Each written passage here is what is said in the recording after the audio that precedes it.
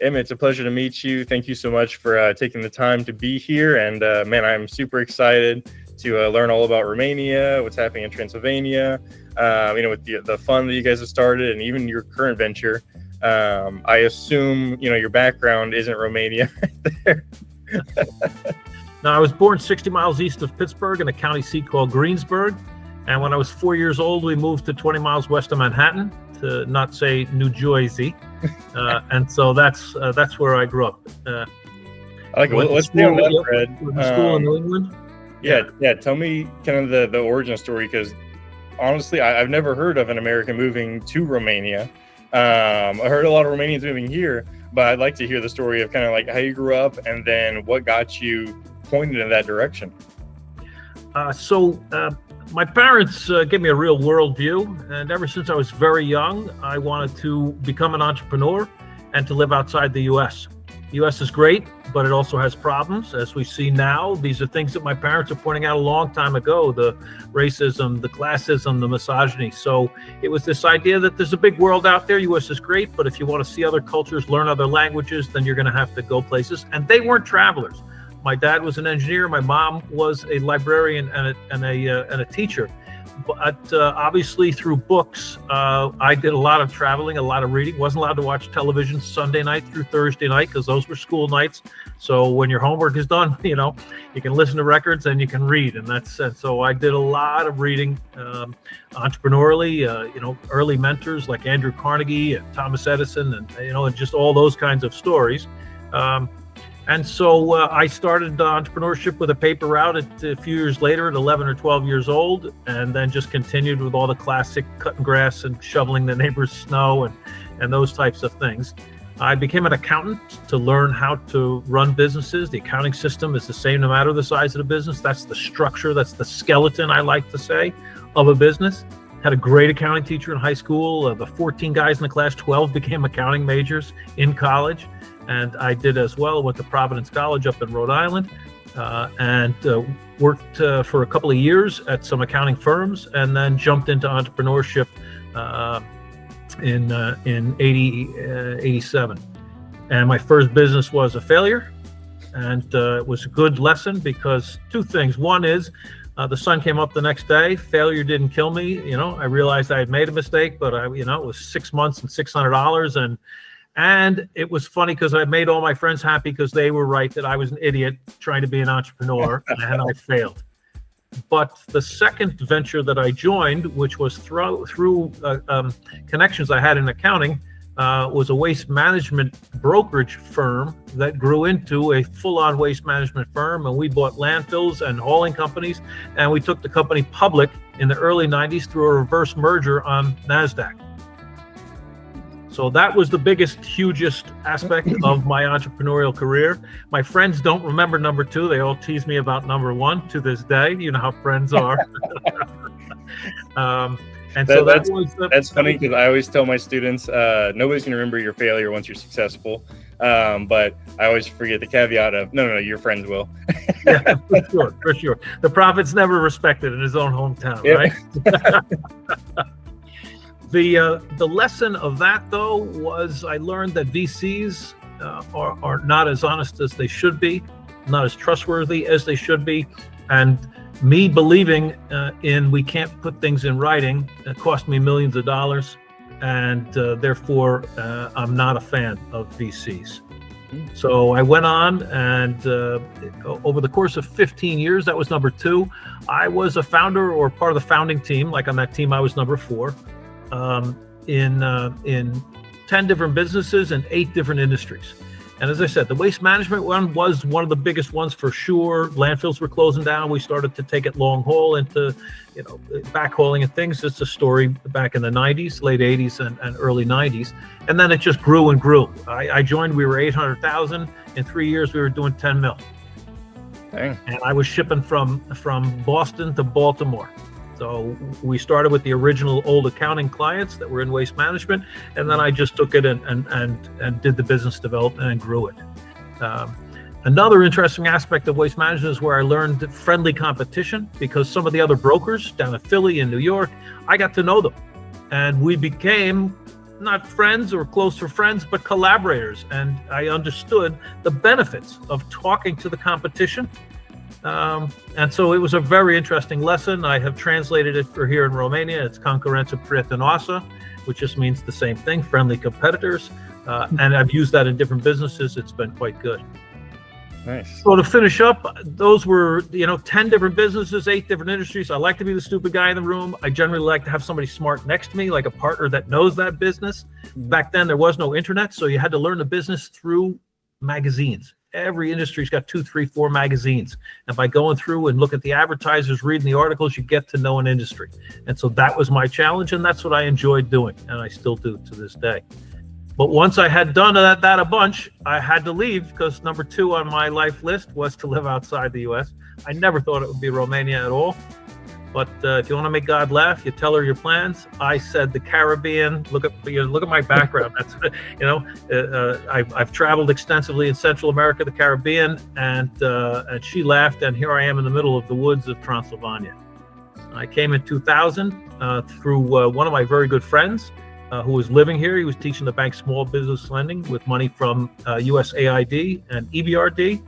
And I came to visit him and met my future wife. And she's a smart woman who said that you're the entrepreneur who likes to do different things. We need everything, come here. And so I did. 2003, 21 years ago. I love it, man. Man, that's quite the journey.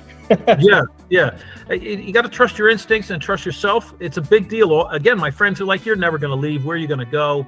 And then when I left, they're like, huh, you're going? And I'm like, I said, yeah, I told you I was going to eventually move away. And they're like, I never thought that you would. So yeah, you got to trust yourself, and I trust God as well. And it's really important to make those leaps of faith and stretch that comfort zone. I love it. Awesome. Well, tell me more about kind of the startup ecosystem in Romania. You said, your wife, saw you and was like, we need more people like you here. Where was it when you got there in kind of 2003? And then how have you seen it evolve over the last 21, 22 years? So before the financial crisis in 2008, I was starting different businesses, kids camps, consulting, training, team building, did a bunch of different businesses. And all of that shut down with the financial crisis. Romania had exploded after the switch. It wasn't really it was more of a coup than a revolution because the former communists just kept the big C and turned into capitalists, and they took over all the businesses, and it still is affecting Romania to this day. That it didn't make the changes that they had in Poland and Czechoslovakia, where if you were in the Communist Party, you couldn't be in politics. So it was pretty dark and dreary even in 2000 when I first came to visit. It wasn't much nicer in 2003, but in hindsight, looking back, entrepreneurship and some angel investing was beginning down in Bucharest in the capital. I call it the gold rush capital. It's where most of the money is. It's 10 times bigger than any other city. It's about 4 million. We're about 400,000. And so in hindsight, it began down there. And I myself, when I ran into the financial crisis, I had to switch. I said, where do I need to go? I got to get into IT. And so I started doing biz dev and IT for an American company, Canadian company, Israeli company, and Romanian companies. And then I found Medtech, which is a Danish publicly traded company that needed a new manager. And I became the COO over time and built that up over 10 years from 2013 to 2022. And while I was there, when I started there, I said to myself, you know what, I want to go and teach myself how to be a business angel. There's entrepreneurship. I take the money from my left pocket, put it in my right pocket. If there's a hole, I lost the money. That's on me. I'm in charge. But in angel investing, I take the money out of my left pocket. I give it to somebody else. Again, outside of my comfort zone. How do I do it? How am I supposed to do it? What are the rules? How does it work? So my Uncle Google was a great, I didn't have to go to magazines now. I had the internet to be able to learn and read about what it takes to be an angel investor and the differences between angel investing and entrepreneurship. So I started to look in 2013. There wasn't much going on here. It took 5 years for me to find my first investment. And at the same time, coincidentally, my partner said, Emmett, I think maybe we should start an angel group. And I was like, I'm not really sure. I had been going around looking for guys with 5s and 10s like me. I don't have a lot of money. and nobody would talk to you if you only got 5K. So I looking for ways to increase my muscle, decrease my risk. And he said, I got 5 guys. So we started an angel network, Transylvania Angels Network, in 2018. No fees, no nothing. We're just going to learn. Let's get started. And that's how it began. And coincidentally, as I said, I made my first angel investment in a company called Telios Care. And it was a private placement where I was invited to come and invest. And a year later, we did a public round, and it was the first syndicate that TAN did, the Transylvania Angel Network, TAN. And so my 2 babies were helping each other out, and we raised $200,000 at a $2 million valuation. And Telios Care, we've since raised 3 times for Telios. We've raised over $1 million for them. And it's only a third of what we've raised. And it's now the largest telemedicine company in the country with over 400,000 clients. And I'm a founding investor and on the board. So that was the beginning back in 2018. For context, what's the population size of Romania right now? It's about 16, 17 million. It's actually come down since communism because so many people have left. There's 4, 5, 6 million diaspora. Nobody really knows the number. So it's about the size of Oregon for the American listeners. About the size of Oregon, but it has barely 1,000 kilometers, not even miles of highway. So it's quite different. Yeah. Okay. Well, I wanted to give that for context, man. 400,000 out of 16 million is huge. That's a pretty sizable chunk to be servicing. So good on them. Yeah, so it's Transylvania Angels Network. That was just the name because it's cooler than, Transylvania has got this old, panache to it and things. We have members from all over Romania. We have members from all over Europe, mainly Romanian expats. And we have members in New York, Chicago, Seattle, and maybe another city or 2 that are, again, Romanian expats that have joined and are participating and investing back in Romania. I like it. We have 110 paying members now. And about 20 associate members of media and other groups like the property, Romania property, what she called it? I can't remember the name. But so anybody that's in the ecosystem, they're welcome to be an associate if they're not going to be an investor. Perfect. I like it. Yeah. Do you see that a lot? And I know one of the benefits of the European Union and like the commonly used euro throughout the area makes it easy to kind of invest between countries. Do you see a lot of like different angel networks, a lot of people being in 2 or 3 of them over there? Here in Romania, yes. In other countries, I'm not so sure. We talked to the president of European Business Angels years ago, and he said, if you guys are going to collaborate, it'll be unlike most other countries in Western Europe. And I think the reason is that the angel groups in the West are richer than we are. They have enough members, they have enough money, they get a good deal, they don't need to go anywhere, they can finance it. That makes sense. For us, like I said, we started in 2018. I don't have much money. We got a dozen guys, and no gals yet, a dozen guys. And we went to the big group, obviously down in Bucharest, that started 5 years earlier than us. And there was a big group in the West of 5 different entrepreneurs. So obviously much better funded than Mircea and myself. And my joke was that I don't have much money and Mircea has less. So can we please collaborate and a rising tide will lift all boats? Are you guys open to that? And they said yes. And Romania is not so well known for collaboration just because of the geopolitical history. It hasn't been ruled. It's been, conquered so many times. But there are plenty, there's a nice percentage of Romanians that believe in this idea of collaboration and cooperation, and even co-opetition, right, for sure. In Telios, which I mentioned, they were part of that 200,000 raise that we got, and it was the first startup that got money from all around the country. And we took the theory and made it into practice, and they've probably invested, the other 2 groups have probably invested in at least half of the 35 startups that we have invested in. I like it. I think I also read somewhere that correct me if I'm wrong, in 2021, you raised around about 350,000 euros, and the next year you raised about 1.1 million, correct? Yeah, nice. Yeah, and that was 800,000 of that was for Telios, and we do have what I call our 800-pound gorilla, which was an angel fund out of a prominent IT company, and they invested 400,000 because they wanted to get into healthcare, and so that was a huge chunk of it. But the other 400 came from other investors, and so yes, it's 3.8. I think we've invested over 6 years because we didn't invest anything in the first year.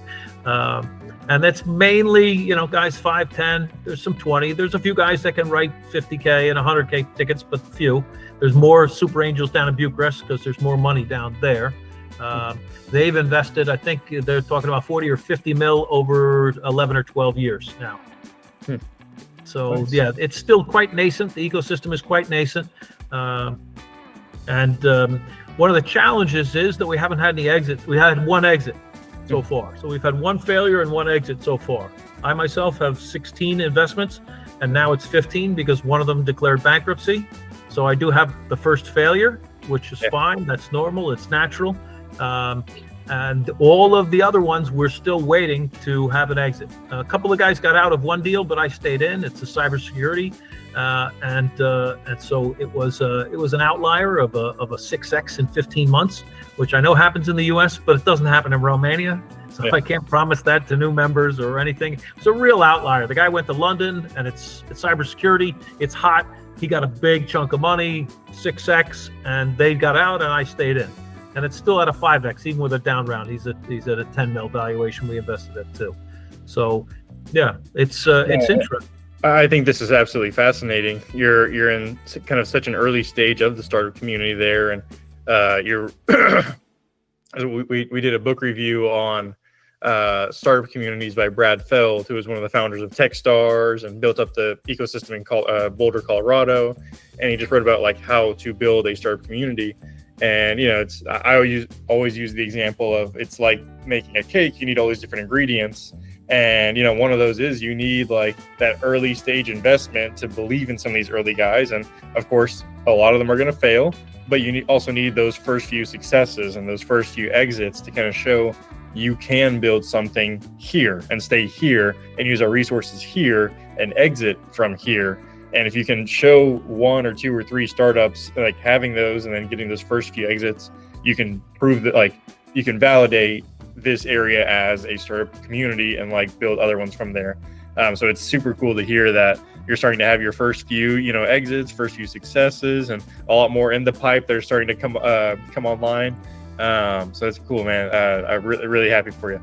Yeah, Romania's first unicorn is a company called UiPath, which is now headquartered in the U.S. And it was a huge story. The local guy down in Bucharest who invested in them was the investor of the year around the world in terms of his percentage return. A few years later was incredible. He invested at a couple of tens of millions of dollar valuation, and their valuation shot up to tens of billions. It has since come down, obviously, as all of the correction has. But that UiPath is the name of it, and it put Romania on the map in terms of the VC world. Look at that, right? And so there's a couple of, we have 2 or 3 other unicorns now. We have Bulgaria has 2 or 3, Hungary has 1 or 2. So the region is beginning to show that it's here. It's well known for the engineering talent. All of the CEE, right? The STEM aspect of communism was one good legacy that it was really respected, and also a lot of women. When I was running Virtech, 45% of our employees were women. And okay, yes, HR and office management skewed that a little bit, but my software delivery manager was a woman. Mm-hmm. So it's not unique in Eastern Europe to have 30-40%. I understand the US is less than 20. Yeah. On the dev. That actually kind of takes me to my next point. You talked heavy engineering focus in kind of that Eastern European area. What would you say are kind of the main industries that you see kind of taking over in Romania? I think right now we're seeing in like Silicon Valley a huge push towards AI, and in every one of these places I go and visit, people I talk to, there seems to be 1 or 2 predominant industries per that area. What would you see Romania as? So the startup strengths here are Fintech and Medtech. And actually, so Transylvania Angels Network is just a brand of an NGO that my partner started in 2012. Remember, I started looking in 13, 14, there wasn't much. He started this in 2012. And so when you join us, the money goes to the NGO called Cluj Startups. And the year before, he and another guy decided to split off. And there's another NGO called Fresh Blood. Silly name, I know, especially in Transylvania, but it's just for medtech and health tech. And so he's connected with all kinds of European agencies and money, and are connected around Europe. So not only in all of Romania, but also in all of Europe, Fresh Blood is helping startups with a focus on medtech and health tech. And then the fintech is quite strong. So I myself have 3 or 4 medtech investments and 3 or 4 fintech investments. Those are the 2 sectors where I'm heaviest in and we're strongest in, for sure. Fintech and medtech. Gotcha. Yeah. Well, I don't want to take up your entire day. I would like to, but we're okay for time. I still got another 14. I had minutes. one more question I wanted to ask, and I told you before. I work with student startup founders, and I wanted to bring this point back up from earlier. You were talking about educating yourself. Back in the day, you had to use magazines. If you were a first-time founder now, what are some of the ways you would use to educate yourself now? What are some of the resources, places you would look? You said the internet, but the internet's a very big place. So let's break that down a little bit. I'd love to hear, if you had to educate yourself now, where would you start looking? Yeah, even with the LLMs, which makes it easier. Uncle Google was fantastic for me because I just did a lot of research, and I don't mind going to page 3, 4, 5, right? I'm quite persistent that way to learn and to grow. And I like to get different opinions, to understand, to read different books, to read different articles, when you read a lot of books from the US and in the US, there's just so many more zeros at the end that are going to be here in Romania. When we invite people in to do educational, even from Western Europe, and they're talking about your $100,000 portfolio and your $500,000, that's not really what's going on here. But the lessons are there. And so what I learned about angel investing was I needed to do diversification. Yes, needed to spread my bets. I needed to trust my instinct and look for those that I could help, or those that I like the team, I like the market, I like the product. So it's very instinctual.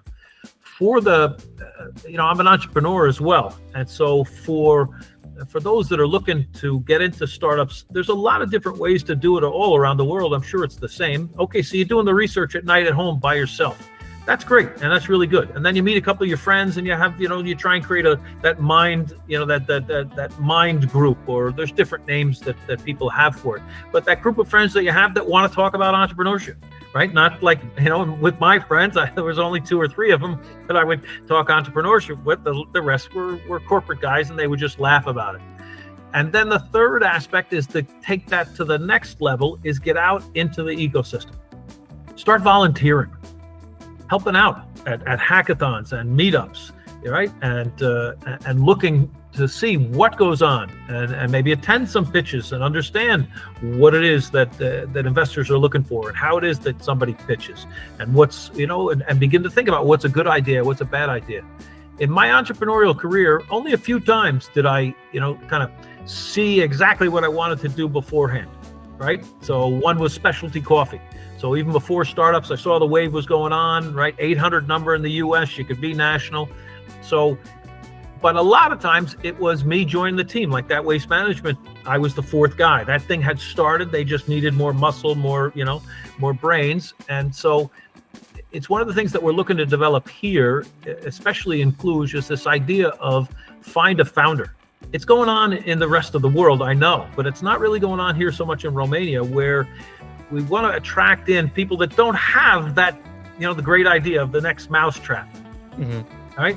But they would like to become an entrepreneur, see what it's like, get involved. And whether they're doing, marketing or law or accounting, there's things that they can bring to the table, especially when the entrepreneur, the CEO, is very technical. So this is something that we push a lot. It's really nice. There's something called Innovation Labs here.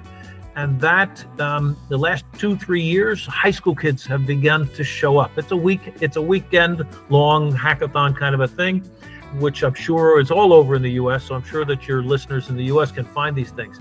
But get out there and get involved and give first, and then you will learn, you'll look, you'll receive, you'll find different types of people are out there. And just because it's a great idea, maybe going to be a great startup, maybe that person is not a person that you want to partner with. And that's really important to me when I'm looking at startup founders, or I'm looking at being an entrepreneur and looking for new partners, is who is that person? I'm going to spend a lot of time with them. I'm going to put my reputation next to theirs. And so not only is the idea important and the market important, but who are the people? One of the biggest failures is problems between founders. Yeah. It is one of the biggest reasons for failure. Yeah. Yeah. I always tell my student founders that, one, if you want to learn fast, you go join a startup, you'll 5x your learning speed there versus any corporate job. I remember the startups that I worked at, my official title was software development. I was writing a bunch of unit tests for their code base, but then I was also manning the booth at different conferences. I was helping with the sales process. I was learning how to write other types of code for the code base. So you learn very fast, and you get stretched very thin. But it's so much experience compressed in such a short amount of time. It is. And going to conferences. There's a conference here. There's a big one in Bucharest and a big one in Cluj. And the big one in Cluj is called Transylvania. Right, so cool name, right? Interesting. Started back in 2013. I missed the first one. I'm bummed. And ever since then, I'm the biggest fan of Transylvania. I met Tim Draper in Cluj in 2015. He was here. Tim Draper was here. I have his email. It's one of those one-shot deals where he'll never remember me, but I can say I met you in Cluj at Transylvania in 2015. Please read my email, right? Kind of a thing. And so that has helped even before UiPath. The other one is called How to Web. That's down in Bucharest. And the two of them bringing people in from outside, and it accelerated after UiPath in 2017 or 18. Everybody heard about it, and the VC started coming in a big way. But there's a guy from SpaceX that was here, not Elon Musk, but one of the technical guys. He closed the conference. A Romanian woman that works at NASA was another one that came back and said, look, if I can do it, you can do it. So all kinds of really good, interesting ways. And for me, I don't have to travel. I'd never get to see Tim Draper or anybody that works for him, probably, right, if I went to the headquarters. But that aspect of having these people come to Cluj and be able to have access to them, either in formal, networking sessions or at the after party, you buy them a drink and you get a chance to talk to them. And so it's been really good for that aspect of things. So it's another way is get out and, okay, some of the conferences are expensive. I get it. And they're students, they don't have much money, but if you volunteer, now you're in. Yeah. And that way you can. To that, I would say there are a lot of conferences that offer student discounts, and or like they have a certain number of tickets set aside free for students if you write in or email somebody and just ask for it. So, and another lesson of you never know what you can get until you ask for it. So. Yeah, I mean, I'm not a big fan of Steve Jobs, but he said that he just opened up the phone book and he called HP and he asked for parts. Yep. Right, and he really did that. And I think it was Mark Cuban. Turns out Mark Cuban was supposed to come to Transylvania, but it was the COVID year. So he didn't come. Turns out he has Romanian heritage and he has been here. But he said the same thing, that, back in Pittsburgh as a young guy, he would just ask. And it's the same. I tell people that all the time. You can ask for anything. You don't know who's going to say yes, but nobody will say yes if you don't ask. It's that Michael Jordan thing. You miss 100% of the shots you don't take. So if you don't ask, sure, people won't reply to your emails. They won't call you back. They will say no. But the more people that you ask, the more chance you have to get some things that you need. Informational interviewing is something that I tell Romanians about. It's unknown here. But for me, I read that book, What Color is Your Parachute? And that was one of the suggestions, go out and ask. Don't ask for an interview for a job. Ask for an informational interview. You get to go inside the company, feel it out, and do things. And that's another way for them to learn that we didn't talk about, is you can volunteer at a startup, right? You can go and volunteer. I'll make the coffee. I'll go get lunch. I'll sweep up. I'll do something. And that gets you inside the ecosystem and learning, which can be really helpful and for sure. Awesome. Well, thank you so much, Emmett. This has been a great interview and great learning about kind of your corner of the world and everything that's happening over there. So I'm now even more looking forward to seeing your posts on LinkedIn and what else. I need to find some more people in Romania to follow so I can see what's happening over there in real time. It's always so great, especially with this channel. The people that you follow, people you connect with, can just see, this company got invested in and this one just exited and this, that, and like the world's changing so fast. So happy to hear you guys are, riding that wave as well. And, the tide over there is rising for everyone. So thank you so much. Slowly but surely. It's something that my wife doesn't understand, but as an entrepreneur, I know it takes years to build a business. It takes years. And okay, fail fast, fail big, fail smart. I agree with fail smart and fail fast. You don't necessarily have to fail big, right? My first business, 6 months, I'm out. So that aspect of having some failure and learning and growing, I think it's the toughest thing that any entrepreneur has to think about is, when are they right and everybody else is wrong? Mm-hmm. And when is everybody else right and they're wrong? And that's such a tough decision that an entrepreneur has to make, whether it's with their investors or their team or clients or other things. And I think that's such a challenge. So developing your own instinct, your own style, your own way of thinking. And then when you do fail, do the 360, because you're gonna, you learn more from your failures than you do from your successes, because your ego gets involved in the successes. But in the failures, review, and in the successes, look for how it could have been bigger, how it could have been better. What didn't we do that we should do on the next time? So there's lots of learning that goes into it, and lifelong learning is super important. Even at my age, I'm still looking to learn, and now with AI, I've got to, right? For sure, it's something brand spanking new. So ChatGPT and Perplexity have joined Uncle Google on my learning platform, for sure. No, you're very right about that. Yeah. Thanks, Grant. What were you gonna say? Sorry. I was gonna say, we just went over that book, 0 to 1, by Peter Thiel, and one of his principles in there is like, what is a truth that you believe that everybody else thinks is false, or a truth that you believe that everybody thinks is wrong, and that's very true. Of like, you need to know, what's one thing you believe that everybody else kind of disagrees with you on, or what's an insight that you see that everybody else doesn't yet. Completely agree there. So just want to get that point in. But yeah, for sure. And the other one that I think is even better, because that one talks about 10x and taking over the world.